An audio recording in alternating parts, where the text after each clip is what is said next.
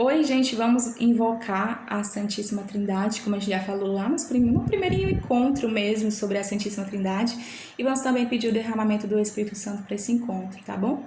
Então vamos lá. Faça junto comigo, tá? Em nome do Pai, do Filho, do Espírito Santo. Vinde, Espírito Santo, e enchei os corações dos vossos fiéis e acendei neles o fogo do vosso amor. Enviai o vosso Espírito, tudo será criado, e renovareis a face da terra. Oremos. Ó Deus, que instruíste os corações dos vossos fiéis com a luz do Espírito Santo, fazei com que apreciemos retamente todas as coisas, segundo o mesmo Espírito, e gozemos sempre da sua consolação. Por Cristo Senhor nosso. Amém. Bom dia, gente. Eu nem me apresentei, né? No início, eu me chamo Mayara Brasil. Sou catequista da Paróquia Sagrada Família. Quem é catequizando o meu já me conhece, mas se for algum visitante da página, né, pode ficar à vontade. Eu sou catequista da paróquia. E aí nós vamos ter encontros pelo Instagram até provavelmente em um período mais longo do que a gente imaginava. A gente já está no 8º encontro. Hoje nós vamos falar sobre um tema muito grande que não vai dar para falar todo por aqui. Nós vamos ter que falar presencialmente, sim, porque é um ponto muito importante para a nossa fé, que é a história da igreja, tá? Que é a segunda parte. A gente já falou um pouquinho sobre isso lá no encontro sobre as comunidades primitivas, e hoje nós vamos nos aprofundar sobre ali o cisma do Oriente e a Reforma Protestante. Mas, gente, a história da igreja é muito grande. Nós vamos começar a falar sobre essa história da igreja, sobre o cisma, mas a gente vai precisar se aprofundar lá no nosso encontro presencial, porque é importante a gente entender com detalhe esse ponto histórico. Mas quando a gente vai falar sobre Vaticano II, outros pontos mais na frente, a gente precisa pelo menos dar uma contextualizada. Então vamos lá. Hoje, como eu falei para vocês, nós vamos falar sobre a segunda parte da história da igreja, que a gente começa pelas primeiras gerações, aqueles apóstolos que viram Jesus, que conviveram com Jesus. São João, São Pedro, esses apóstolos que estavam convivendo com Jesus diariamente ali do ladinho de Jesus. Eita, gente, que honra, né, gente? Tá ali do lado de Jesus. Jesus era a própria revelação de Deus, ele falava tudo, e aí os apóstolos ficavam ali escutando, né? Essa primeira geração foi passando. Eles esperavam, que aí a gente vai falar também de Maranata um pouquinho mais na frente, eles esperavam que Jesus logo viesse, né? Viram a ascensão do Senhor e sabiam que Jesus ia voltar. Mas aí pensavam que ia ser imediatamente. Como a gente sabe, o tempo de Deus é diferente dos homens, não é a mesma coisa. Então, é claro que aí eles esperavam Jesus, mas esperavam como? Com a força que tinham recebido do Espírito Santo, eles evangelizavam, levavam a mensagem de Jesus. Mas a gente sabe que o tempo foi passando e os primeiros apóstolos foram morrendo, que nós chamamos os que morreram defendendo a fé, eram os mártires, né? São João teve uma outra forma, né? Ele foi preso, enfim, depois a gente fala sobre São João. Mas a maioria dos apóstolos, eles morreram por defender a fé, por defender a mensagem de Jesus. Então os primeiros apóstolos foram morrendo mesmo, que são os mártires. Os mártires são aqueles que morrem defendendo a fé. Por exemplo, São Tiago, São Pedro, São Paulo. É engraçado, engraçado não, é uma tragédia, mas eu admiro muito São Estevão, porque ele morreu defendendo a fé. Não é legal você morrer, mas enfim, é interessante a gente ver essas pessoas que até o fim, sabe, defenderam a fé. É o caso de São Estevão. São Estevão, ele foi acusado de estar distorcendo, de não estar obedecendo à lei de Moisés, aqueles que eram fariseus, que não acreditavam na mensagem de Cristo.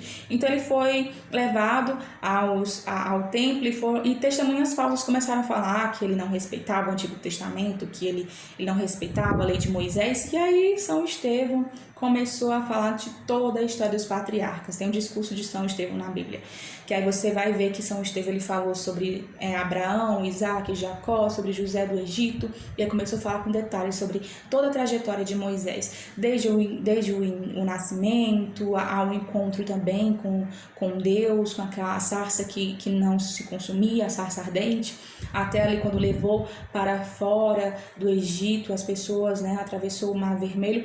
E aí, quando São Estevão falava, as pessoas começavam a perceber que o rosto dele era como se fosse de um anjo, tanto buscar a santidade. O rosto de São Estevão era mesmo como se parecesse de um anjo. E aí as pessoas levaram ele para fora da cidade e começaram a apedrejar ele, né? porque não queria escutar a verdade, até tampava, começava a gritar, não queriam escutar o que São Estevão estava falando.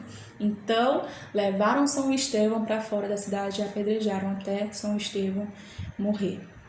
Tem toda a história de São Estevão, até na hora de morrer, gente, São Estevão ele era tão fiel, viu o céu aberto, Jesus à direita do Pai, começou a dizer, olha, Jesus, receba meu espírito, Deus, receba meu espírito.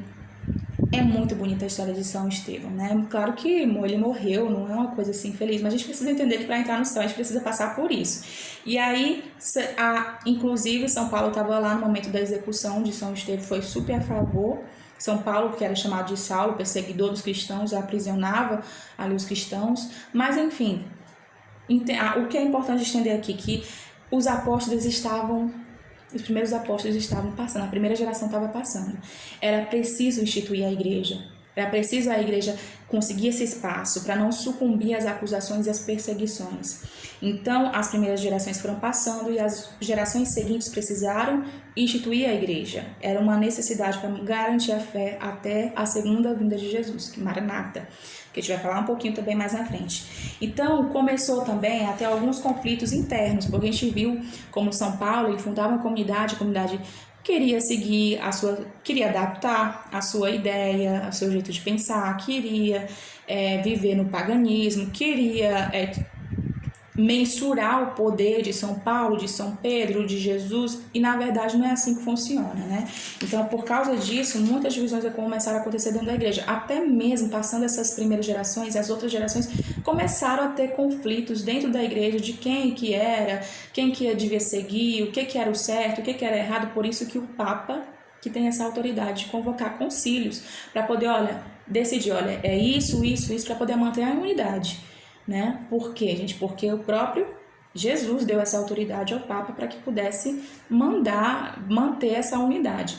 E aí o Papa, que é sucessor de Pedro, convocou várias vezes concílios. Os primeiros padres da igreja foram organizando o mesmo que nós conhecemos hoje como Igreja Católica, e inclusive esses primeiros padres nós vamos conhecer como a patrística, né? Essa geração, os primeiros padres que vão organizando. Então o Papa era o único que podia convocar os concílios para poder realmente decidir, isso aqui é da igreja, isso aqui não é da igreja, isso aqui é livro apócrifo, isso aqui vai ser canônico, e é isso. A igreja não como diz o padre Paulo Ricardo, a Bíblia não caiu do céu com zip e tudo. Foram padres que realmente lutaram contra a heresia, contra o paganismo, para poder formar o que nós conhecemos hoje como a doutrina da igreja.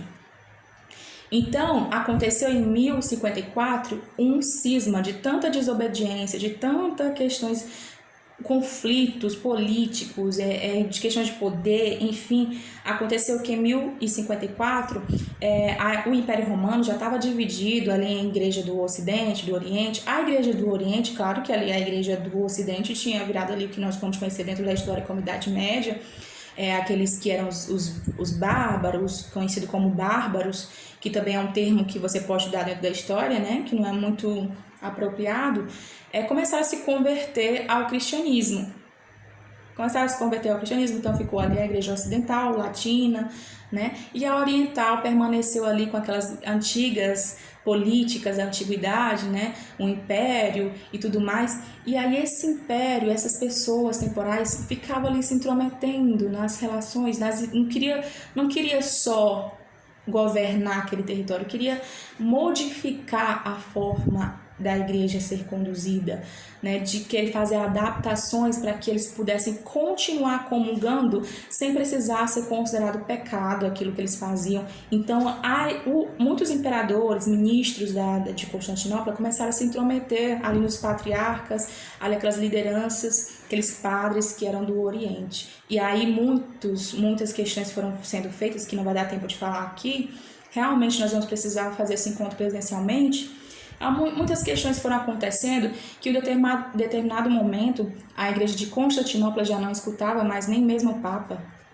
Começaram a destituir o Papa, fizeram uma reunião que eles diziam que era um concílio, mas que não tinha presença do padre, porque para ser o concílio tem que ser convocado pelo Papa. E aí eles fizeram uma espécie de concílio, bem entre aspas, para poder decidir que o Papa não tinha que ser desinstituído, que tinha que ser tirado. E aí tiraram o Papa. né? Na cabeça deles, né? Em Constantinopla. Aí, inclusive, um dizia que a primazia do Papa não existia. Então, por causa disso, gente, eles romperam com a sucessão apostólica, né? Fizeram adaptações ao sacramento, fizeram muitas adaptações. Claro que a igreja não queria divisão, então a igreja, por muitas vezes, reuniu, chamou esses patriarcas para poder sentar, resolver, né? Para manter a unidade. Mas muitos conflitos durante a história foram acontecendo e eles, não, romperam com o Papa também tirou muitos patriarcas, tirou a autoridade de muitas patriarcas, porque estava fazendo coisa errada, ensinando coisa errada, e acabou que teve esse cisma, essa separação. Quando houve essa separação, gente, é importante dizer que é por causa de algumas mudanças, adaptações que nós não podemos fazer em relação à fé. Nós não podemos adaptar Deus. Tem uma frase do padre Paulo Ricardo, que é a segunda vez que eu cito ele nesse encontro, que ele fala o seguinte: se muda a compreensão de Deus, muda-se o Deus. Ou seja, se eu vou compreender Deus de uma forma diferente, então eu estou mudando completamente a forma de entender esse Deus. É como se eu fosse falar de você, eu não só fisicamente, eu colocasse outra característica de outra pessoa, né?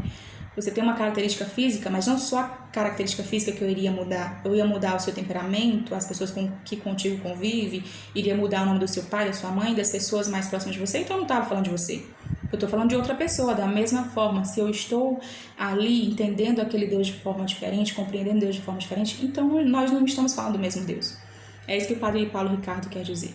E aí vocês vão perceber que isso é tão... que essa divisão ela causa uma ferida tão profunda, que não há vencedores, que outras feridas foram sendo abertas por causa desse cisma, dessa separação. Que até hoje existe. Hoje a igreja de Constantinopla se chama Igreja Ortodoxa, que abrange essa parte ali do Oriente, né, que vocês podem ver depois. E aí, mais à frente, em 1517, Martinho Lutero também aparece, causando uma ferida na igreja, porque a igreja continuou o mesmo caminho, né? Essas pessoas que foram querendo ser independentes, viver fora da sucessão apostólica, fora do apostolado, fora daquilo que o próprio Jesus instituiu. A reforma protestante foi pior do que o cisma do Oriente, porque a gente ainda considera algumas coisas do Oriente, porque eles não abandonaram tudo, a Eucaristia, os sacramentos. Mas a reforma protestante, Martinho Lutero, que era um sacerdote da igreja, ele queria reformar a igreja. Mas ao invés de fazer um serviço para a igreja, ele fez um desserviço. Ele abriu portas para nobrezas alemãs de fazer uma grande heresia mesmo, interpretação errada, para poder fazer o quê? Manter o poder, um poder temporal, que não tem nada a ver com aquilo que Jesus instituiu, com a mensagem de Jesus que leva para o céu. Né? Martinho Lutero, ele queria reformar a igreja e acabou causando contra-testemunho, causando divisão, heresia, causou uma negação da doutrina. E apoiado pelos nobres que queriam poder, que queriam ali estabelecer o lucro, por isso que muitas vezes vocês vão ver o protestantismo, que não é nenhum protestantismo, é cada dia que passa mais segregado, ele é muito voltado para questões econômicas, prosperidade, de que você pode ter todos os prazeres aqui, e não é verdade. Nós precisamos abdicar de algumas coisas do mundo para poder entrar no céu, né? Nós precisamos entender que existe o pecado e que o pecado não nos leva para o céu. Nós precisamos fugir do pecado. Então, nem todos os prazeres do mundo, né, eles nos são permitidos. É claro que na Bíblia diz o seguinte, que tudo é permitido, mas nem tudo me convém. Eu não posso, de maneira nenhuma, relativizar as coisas que são de Deus. Eu preciso entender que tem um caminho reto, o caminho é estreito, mas é esse caminho que nos leva para o céu. E a reforma protestante, ela recusou toda a doutrina, a sucessão apostólica, até a Bíblia, que eles defendem tanto, eles modificaram a Bíblia. Modificaram e fazem adaptações. Várias segregações protestantes que colocam e interpretam, que o nosso padre até estava compartilhando com a gente, colocam pessoas para assumir coisas que não podem, de acordo com a mensagem de Cristo. Qual o desafio da contemporaneidade? Conservar as raízes apostólicas em tempos de tantas mudanças, porque cada concílio era atual para a sua época. Então, nós também temos as nossas realidades da nossa época, nós precisamos escutar a nossa sucessão. Existe uma hierarquia que nós precisamos escutar. E aí nós vamos falar sobre o Concílio Vaticano, daqui para frente nós vamos falar um pouquinho de forma segregada sobre o Concílio Vaticano para a gente entender as mudanças da igreja. E eu gosto ali daquele Papa que foi considerado de transição, mas que mudou tanto a nossa igreja. Vamos finalizar esse encontro em nome do Pai, do Filho e do Espírito Santo. Amém. Tchau, até a próxima semana. É claro que eu não posso falar tudo aqui porque não vai dar tempo, mas eu espero que a gente possa se encontrar depois e